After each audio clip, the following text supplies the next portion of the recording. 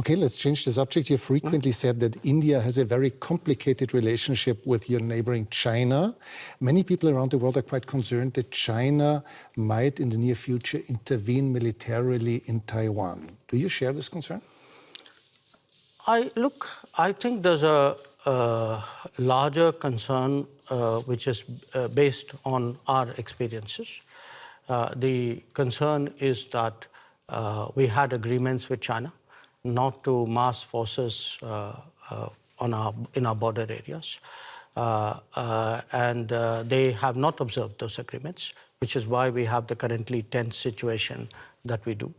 We had an agreement not to unilaterally change the line of control, which they have tried to unilaterally do that. So there is, I think, a perception that we have, which derives directly from our experiences.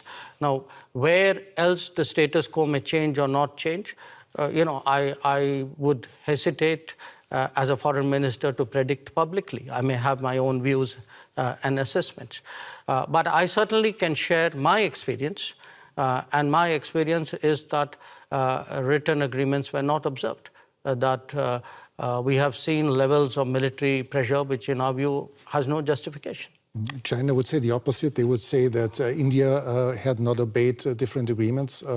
But obviously, you see No, I think it's difficult for China to say that for this reason. The record is very clear because today, there's a lot of transparency. You have satellite pictures.